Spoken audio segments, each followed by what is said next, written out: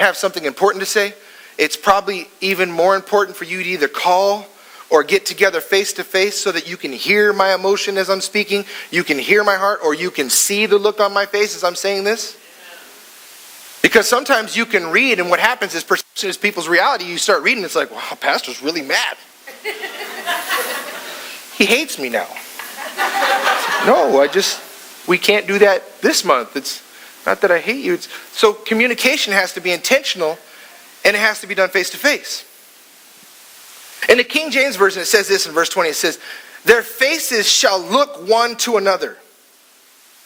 They shall look one to another. Why is that important? Because here I'm thinking we're talking about angels still. And it messed me up when I started reading stuff. You guys know me. I like to know what the words mean. And so I'm going to go and dig up what the original language really meant. And so this is what I found. In the Bible, when it says shall look one, you know what that means? It means man. Whosoever. Wait a second. On one end, you have a man who's like a cherubim with his wings stretched out.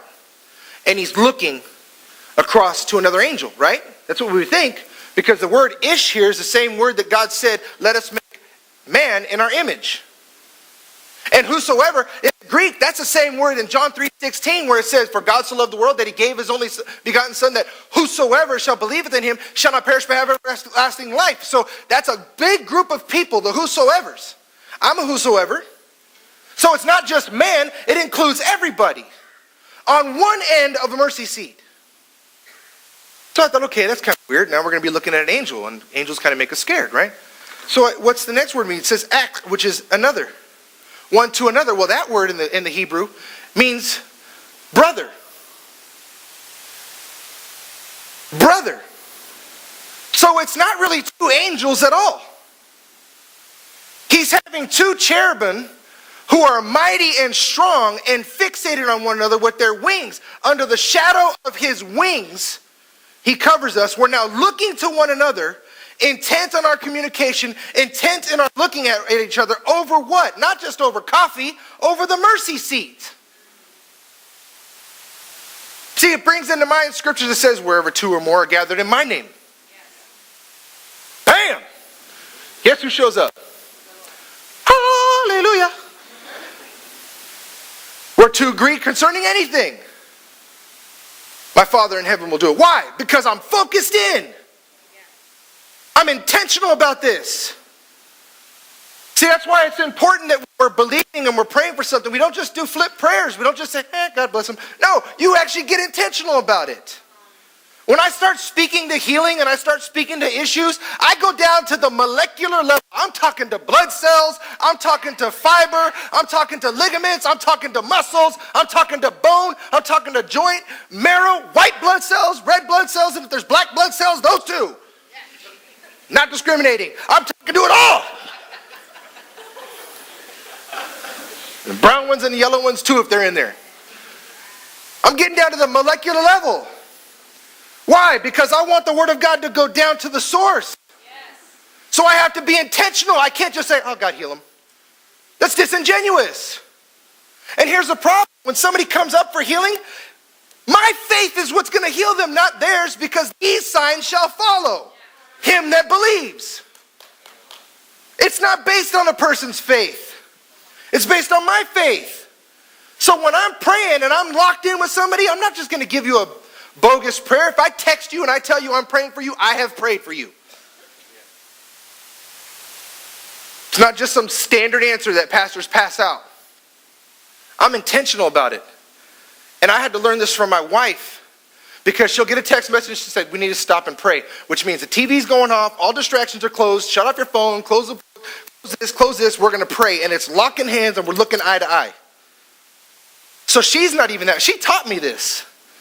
I'm like, gosh, woman, can't I just hold your hand and pray and agree? No. You got to be locked in. Jesus is our big brother. This is why this is important.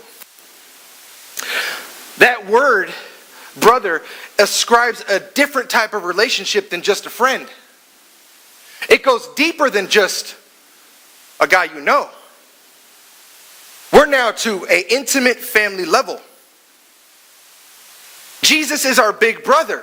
I'll prove it to you. In Romans 8:29, it says, for whom he foreknew, he also predestined to be conformed to the image of his Son, so that he might be the firstborn among many brethren. Okay, go home and read it. Romans 8:29 and 30. And then it goes on to say, moreover, whoever is predestined is also called, whoever is called is also justified, whoever is justified is also glorified. Okay, it goes on and on and on. God is intentional here about talking about brethren. Now, son is something that we have to deal with here. Because some of the women in here think, well, I guess it doesn't include me. No. Son in the Bible is not gender specific. It literally means, the translation of that is one who is well able to carry on the Father's business. So that's why the New King James or the King James Version says, do business until I return. God is wanting us to carry on the same business that Jesus did while he was here. And he tells us that greater things you shall do. Why? Because I'm going to be with the Father. Now I'm going to sit right next to the Father, and he and I are going to meditate, and we're going to communicate, and we're going to get this all knocked out so that when you pray, I have an advocate now with the Father. I'm going to speak to him directly, and that it would be done on our behalf as we pray to the Father through Jesus. The title of my message today is Breakthrough. You've probably already seen the sign. And I'm going to explain what breakthrough means. There's two kinds of meanings for breakthrough. There's the breakthrough as a whole, and then there's break and through. We'll get to that in a minute. But I want to talk about this brethren for a second. This brethren. Why is it important that you have a man and brothers looking at each other? Because the brother now is not just a brother, it's the church. It's the body of Christ. It's us connecting on a deeper level than we've ever connected before. Over the mercy seat, where God's going to put his testimony. So the things that you and I go through, the things that you and I deal with, there's power in that, and our story is continually being written. See, some of you are in here wondering, why did I have to go through this? Why did I have to go through that? Why did this person have to come into my life? Why did this person have to leave in my life? Why did this person have to die? Why did this person have to live? What? I'm sorry. That wasn't nice. That wasn't nice. Bad pastor. There's certain things that we go through and people come into our life not for the sake of them, but for God shaving off barnacles in our life. Some of the most horrific people that have ever been in my life have taught me more and shaped me and molded me to be the man of God that I am now more because I had to deal with them. And I had to look at it from a different perspective. I'm asking God to deliver me, and God's saying, no, I am. The deliverance is coming through this person, rubbing on you like 2 grit sandpaper. Every time they open their mouth, it's like screeching on a chalkboard. Why do I have to be surrounded by this person all the time? Because God's doing something in me. It has nothing to do with the person. So even when you start looking at your dreams and you start having dreams about people, and I love how people, I had a dream about you. It wasn't about that person, it was about you. You better go back and reinterpret the interpretation. We'll deal with that in another sermon. I don't have time for that. Psalm 133. You guys having fun? If you're bored, shout amen. Ooh. Did I get somebody? I'll try to get somebody.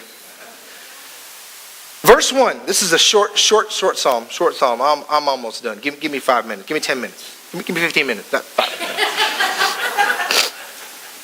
Behold, how good and pleasant it is for the... there's that word again. How good and pleasant it is for the brethren to dwell together in unity. It's like the precious oil upon the head running down the beard, and to the beard of Aaron running down on the edge of his garments. Verse 3. It's like the dew of Hermon descending on the mountain, upon the mountains of Zion. For there, right there, God says the Lord commanded a blessing, life forevermore. Well, where is there? Anybody? Any takers? In unity. How beautiful it is when the brethren dwell together in unity.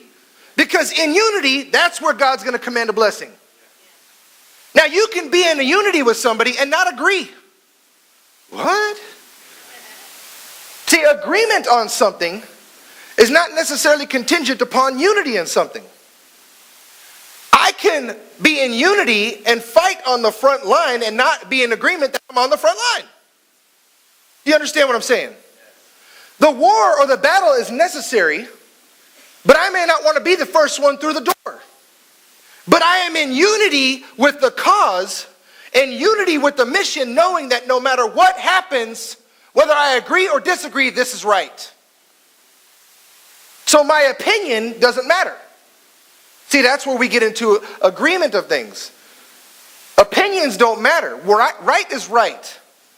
Wrong is wrong. See, the word submission, I know that that's like screeching glass or screeching nails on a chalkboard too. I don't want to submit to anybody. You know what the word submission really means? It doesn't mean to be subservient to somebody. It means that I am now the substrate to the mission. See the trains that go across canyons?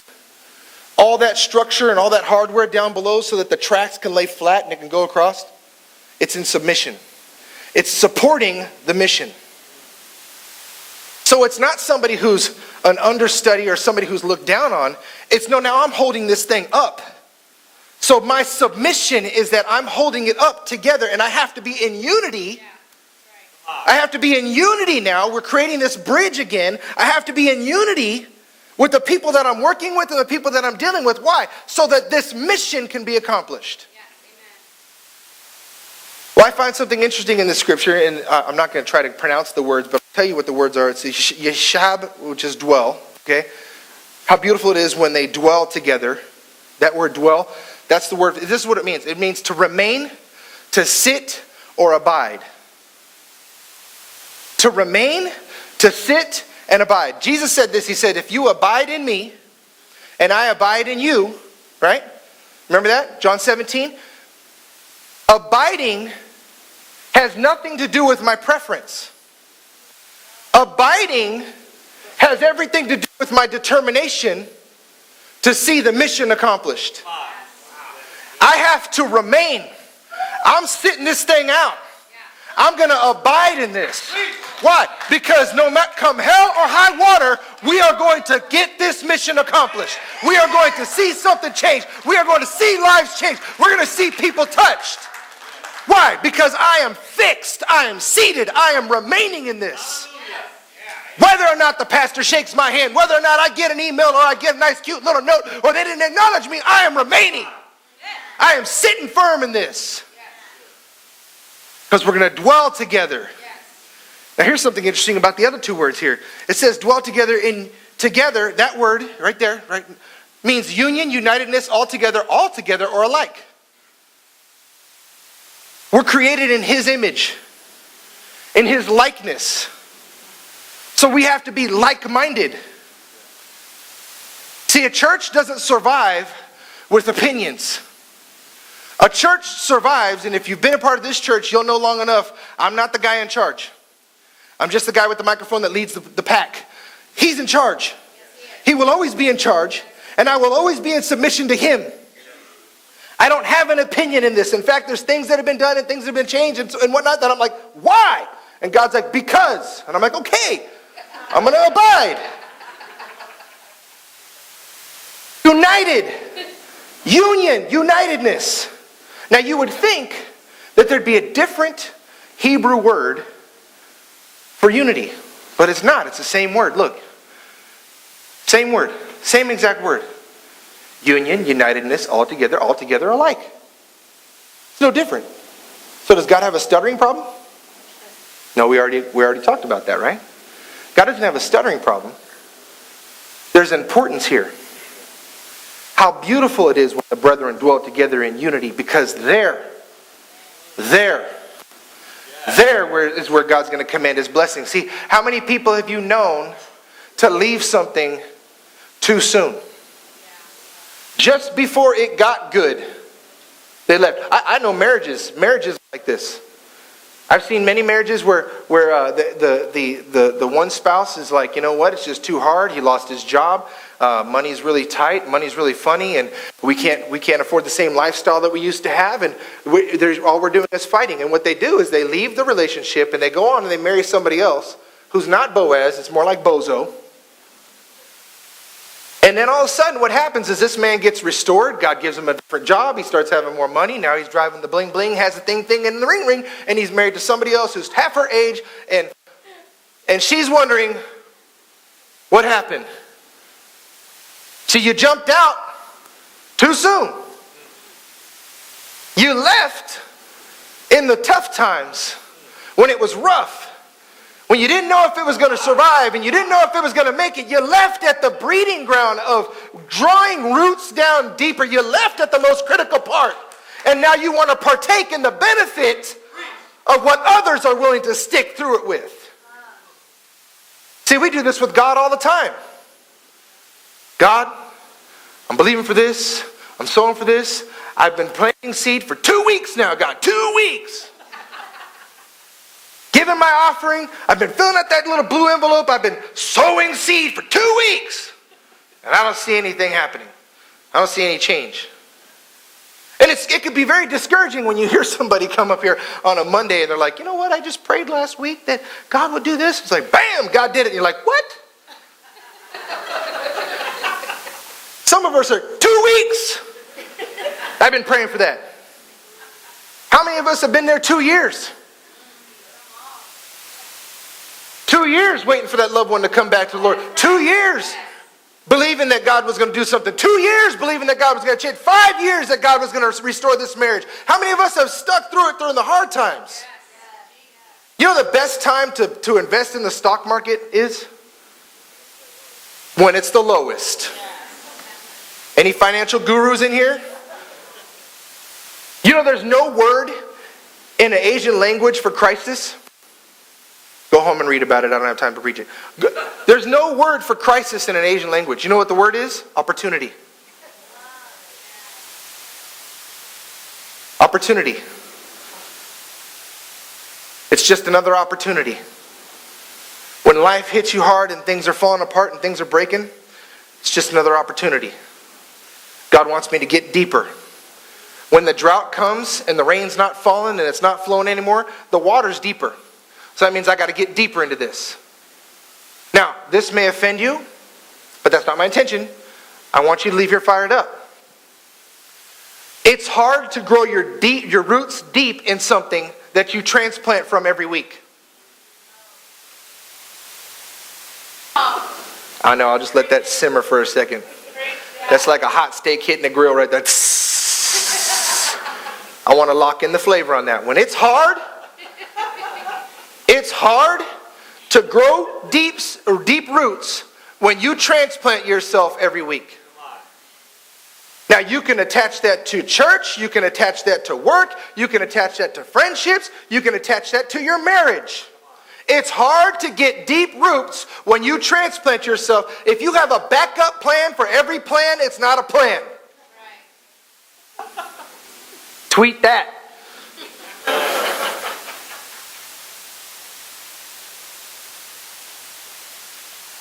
When we come together in unity, when I'm locked into you, I have a deeper understanding of what you're going through. But if you keep me at bay, and I have to figure out through the grapevine what's going on, I'm seeing things through a filter. I don't know how to pray. I don't know how to connect. I can only position myself so many times before there's a disconnection in our relationship. And so what perception now becomes reality. They're saying things that they don't really mean, or they're doing things that they don't really mean. And so my level of mercy is growing smaller and smaller. Why? Because I'm not connected over this mercy seat. I'm not engaged with you because